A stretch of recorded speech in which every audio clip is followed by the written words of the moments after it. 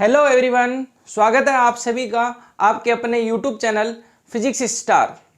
आज मैं आप सबको आवेश के गुणधर्म के बारे में समझाऊंगा और यह स्थिर वैद्युतिकी का मेरा तीसरा वीडियो लेक्चर है।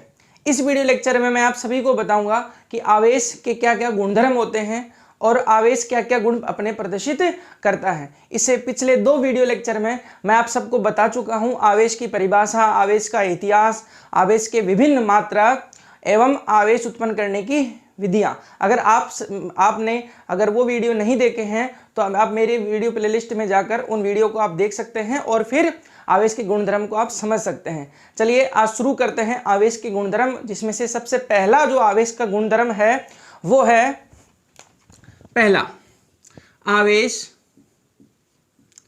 अदिश राशि है। आवेश अदिश राशि है। आवेश अदिश राशि है कहने का मतलब यह है बेटा, अदिश का क्या मतलब है? अदिश से तात्पर्य है कि जब आवेश आपके पास आए और आवेश जाएं तो दोनों ही प्रक्रिया में हम केवल आवेशों को मैग्नीट्यूड के हिसाब से जोड़ेंगे और घटाएंगे। हमें यहाँ पे दिशा से कोई तात्पर्य नहीं है, मतलब दिशा का कोई यहाँ पे यूज नहीं होगा। आवेशों में दिशा अर्थहीन है, ठीक है। जैसे मैं आपको उदाहरण से समझाऊं बेटा कि आपके पास 10 इलेक्ट्रॉन है, ओके। आपको मैंने 5 इलेक्ट्रॉन और दे दिए तो कुल आपके पास कितने इलेक्ट्रॉन हो गए? आप बोलेंगे सर हमारे पास 15 इलेक्ट्रॉन हो गए। तो आपने क्या किया बेटा, हमने उनको परिणाम के हिसाब से जोड़ दिया, ठीक है। लेकिन मैं आपसे कहूं बेटा कि प्लस 10 चार्ज है, प्लस का 10 चार्ज है, उसके अंदर मैंने 2 माइनस का जोड़ दिया तो कितना हो गया? तो आप बोलेंगे सर प्लस का 8 हो गया। तो अब आपने क्या किया, इस वक्त भी आपने आवेशों को चिन्हों के साथ जोड़ दिया, मतलब यहां पे दिशा का कोई तात्पर्य नहीं है। आवेश में कोई दिशा से कोई आवेश दिशाहीन होती है, ठीक है। एक बात और बताऊंगा बेटा, आपके एग्जाम के अंदर आवेश अदिश राशि है इस तरीके से प्रश्न नहीं आएगा। आप प्रश्न आएगा योजकता का सिद्धांत। योजकता का सिद्धांत, अब ये क्या है बेटा? अदिश का ही एक दूसरा नाम है योजकता का सिद्धांत। मतलब आवेशों का आना और आवेशों का जाना, ये दोनों का ही बीजगणितीय योग होता है। कौन सा योग होता है बेटा? बीजगणितीय योग। मतलब हम इनको चिन्हों के हिसाब से जोड़ेंगे बेटा, हम इन्हें दिशा के हिसाब से नहीं जोड़ेंगे, ठीक है। तो आप सभी समझ गए होंगे बेटा कि आवेश का जो सबसे पहला गुणधर्म है वो है आवेश अदिश राशि है, अर्थात योजकता के सिद्धांत पर आधारित होती है, अर्थात आवेशों का हम बीजगणितीय योग करते हैं, ठीक है। ये आवेश का पहला गुणधर्म था। चलिए दूसरा गुणधर्म ऐसा है बेटा, जो आवेश होता है वो बिना द्रव्यमान के संभव नहीं है। मतलब आवेश होगा तो उसमें द्रव्यमान होगा ही होगा, बिना द्रव्यमान के हम कोई भी आवेश की कल्पना ही नहीं कर सकते। मतलब बिना द्रव्यमान के आवेश संभव नहीं है। आवेश है तो द्रव्यमान होगा, लेकिन एक बात याद रखना बच्चों, कोई द्रव्यमान है और उसमें आवेश हो ये जरूरी नहीं है। क्यों? क्योंकि द्रव्यमान तो उदासीन भी हो सकता है, तो जरूरी थोड़ी ना है बेटा उसमें आवेश हो। मगर अगर कोई आवेश है तो उसमें द्रव्यमान अवश्य होगा। तो आप सेकंड पॉइंट डाल के लिख सकते हैं बेटा, आवेश हमेशा द्रव्यमान से संबद्ध होता है। आवेश संरक्षित भौतिक राशि है। मतलब जो आवेश होता है किसी विलगित निकाय में, आवेश हमेशा संरक्षित रहता है। जैसे कि मैंने आपको एग्जांपल में समझाया था बेटा, आप मेरा पहला वीडियो देखेंगे तो उसमें मालूम चल जाएगा आपको कि नाइट्रोजन ने अपने 2 इलेक्ट्रॉन त्यागे थे तो ऑक्सीजन ने 2 इलेक्ट्रॉन ग्रहण किए थे। तो नाइट्रोजन पर प्लस का 2 आवेश आ गया था और ऑक्सीजन पे माइनस का 2 आवेश आ गया था। तो इसका मतलब ये हुआ बेटा, आवेश हमेशा क्या रहता है बच्चों?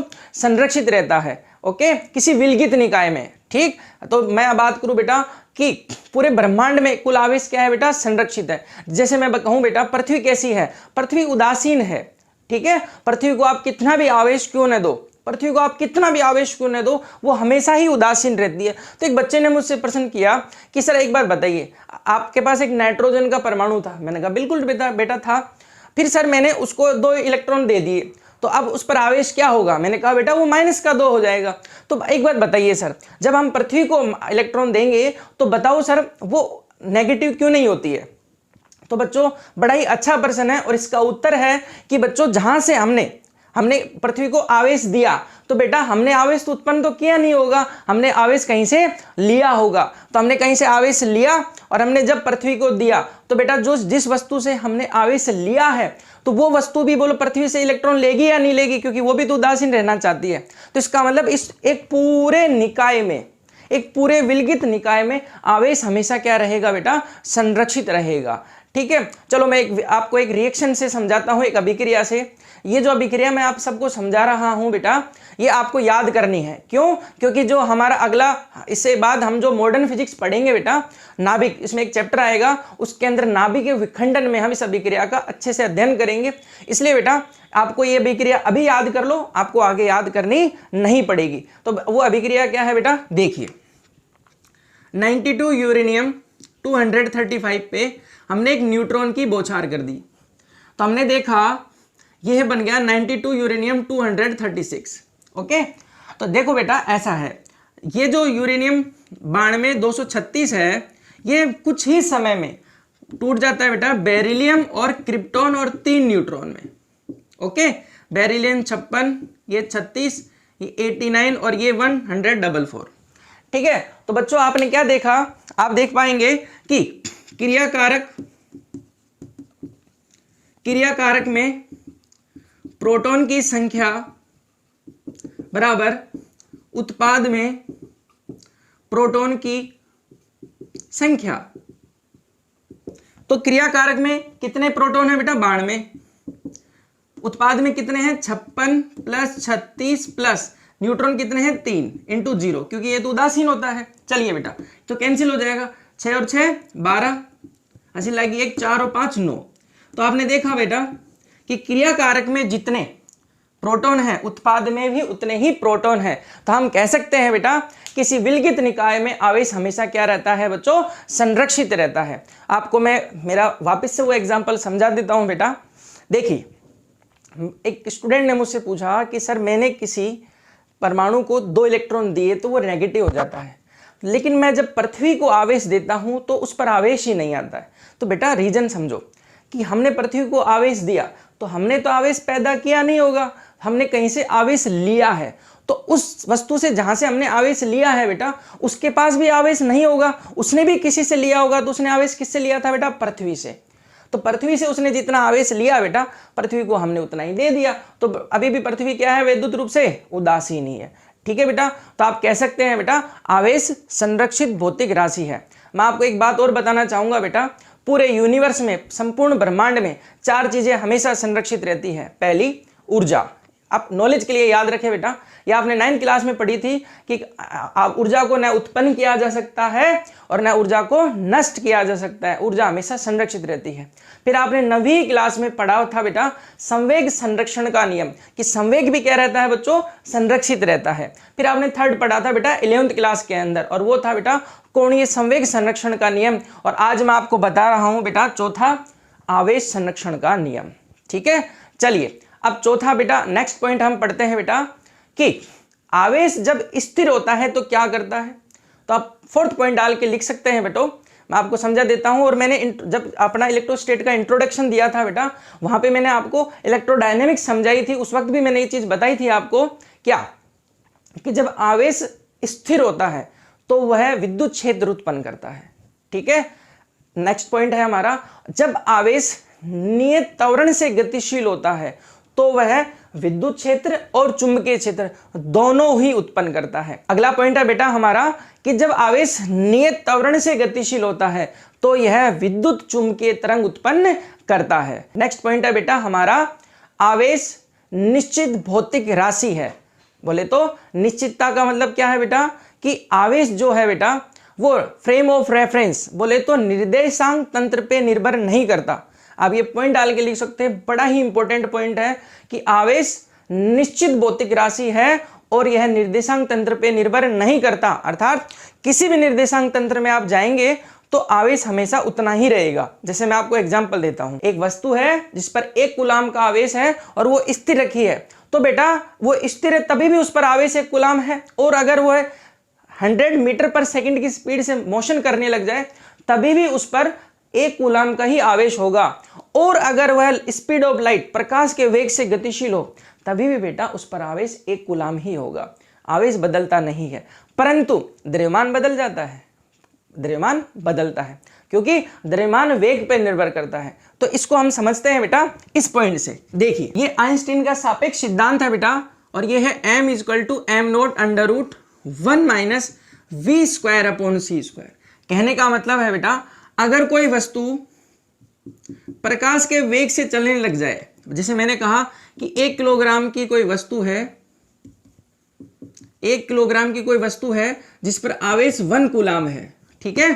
तो बेटा अगर वो प्रकाश के वेग से चले तो उसका द्रव्यमान कितना हो जाएगा। तो देखो बेटा ये m, मैं सूत्र को समझा देता हूं। m द्रव्यमान है, m0 विराम अवस्था में द्रव्यमान है, 1 - v क्या है, वस्तु का वेग है, c प्रकाश का वेग है। तो 1 - c²/c², c से c कैंसिल, तो यहाँ बच गया 1 में से 1 माइनस होगा तो 0, और हमें पता है बेटा 1/0 इनफाइनाइट होता है। तो इसका मतलब द्रव्यमान कितना हो गया इसका बेटा, अनंत। तो इसका मतलब द्रव्यमान जो है वो वेग पर निर्भर करता है मगर आवेश निर्भर नहीं करता।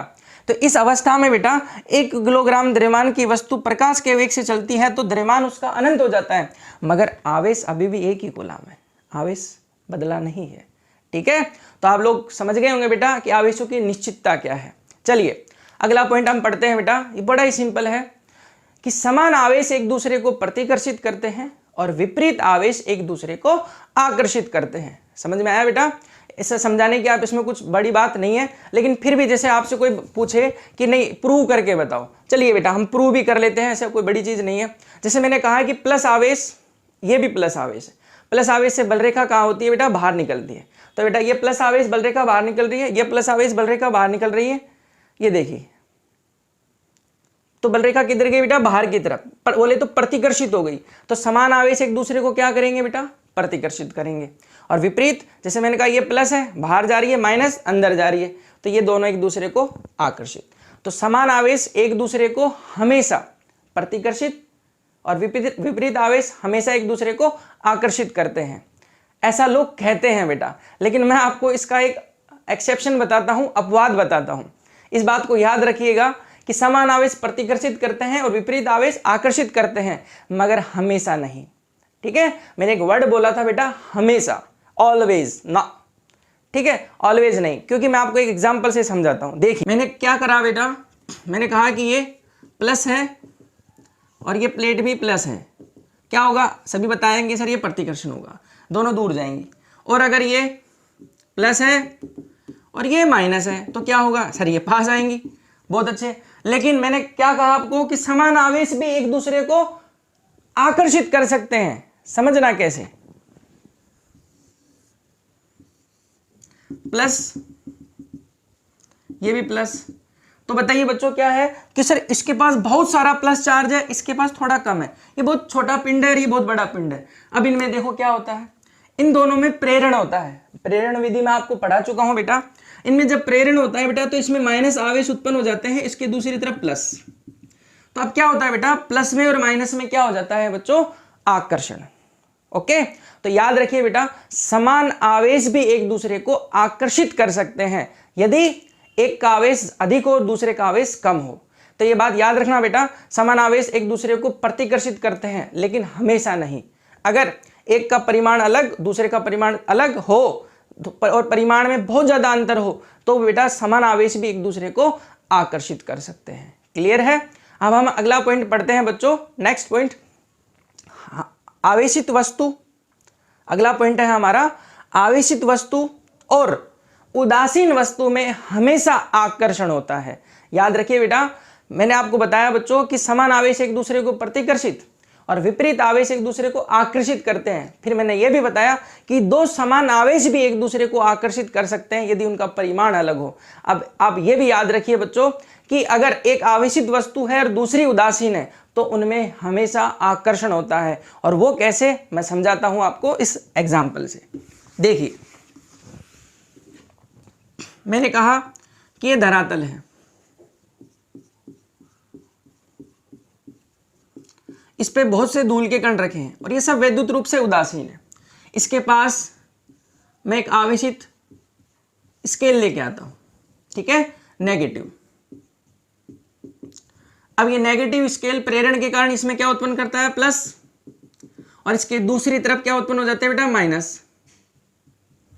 तो हमें पता है बेटा ये माइनस किससे जुड़ा हुआ है, जमीन से, भूसंपर्कण बोले तो अर्थिंग। और जब अर्थिंग होगी बेटा तो माइनस आवेश जमीन में चला जाएगा, तो फाइनली बचा क्या बेटा कि इससे ये संपर्क में तो नहीं आया, मगर ये डस्ट पार्टिकल्स हमारे पॉजिटिव हो गए, और पॉजिटिव और नेगेटिव में क्या होता है बेटा, अट्रैक्शन। तो बोलो ये इससे आकर्षित हो गए कि नहीं हो गए, ठीक है। तो इसका मतलब आवेशित वस्तु और उदासीन वस्तु में भी क्या हो सकता है बेटा, आकर्षण हो सकता है। क्लियर है। चलिए बच्चों, अब हम आवेश के अंतिम गुणधर्म की बात करते हैं, और जो है आवेश क्वांटीकृत भौतिक राशि है। क्वांटीकृत से क्या मतलब है बच्चों, बताता हूं आपको।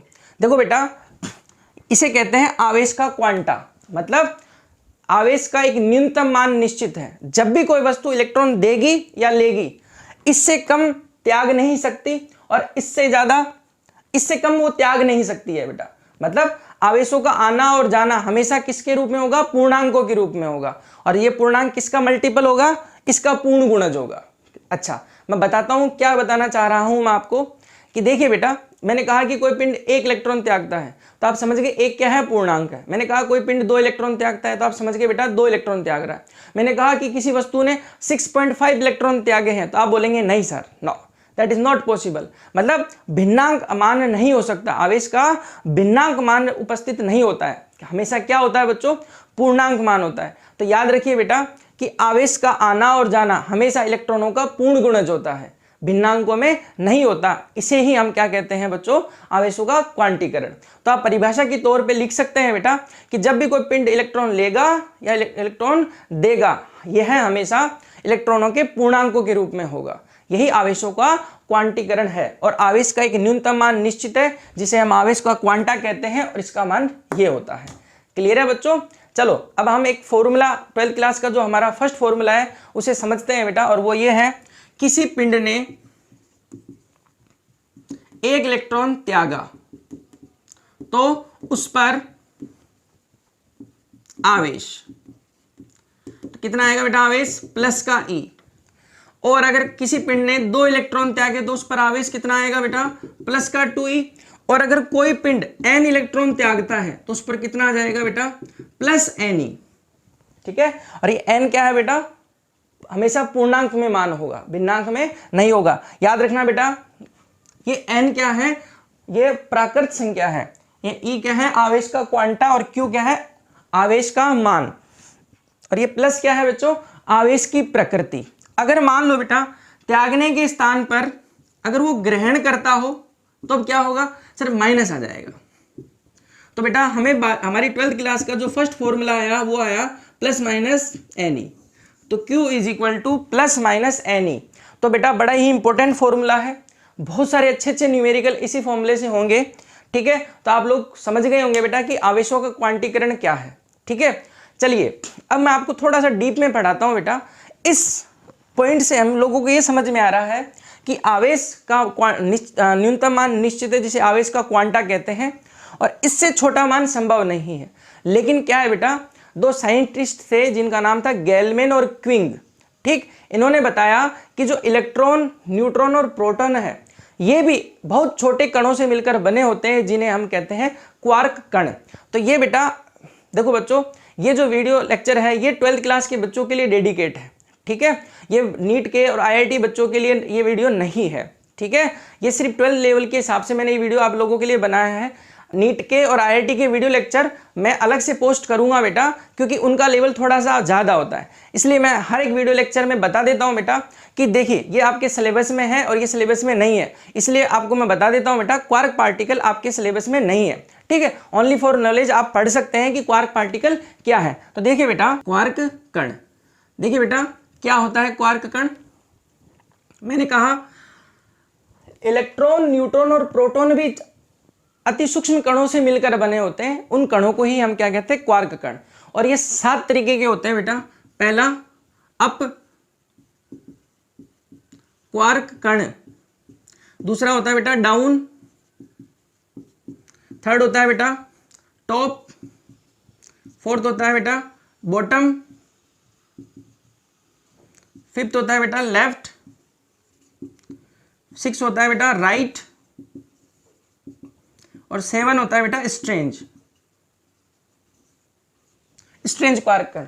ये 7 तरीके के क्वार्क कण है बेटा। अप को हम लिखते हैं यू से और डाउन को लिखते हैं डी से, ठीक है। इन सब की अभी उपस्थिति को ढंग से नहीं समझाया गया है, लेकिन इन दोनों को समझा दिया गया है, वो मैं आपको बता देता हूं बेटा कैसे। देखो, अब क्वार्क कण का आवेश होता है बेटा +2e/3 और इसका आवेश होता है बेटा -e/3। तो मैं आपको समझाता हूं बेटा कि किस तरीके से इलेक्ट्रॉन, प्रोटॉन और न्यूट्रॉन बनते हैं। तो सबसे पहला हमने कहा इलेक्ट्रॉन।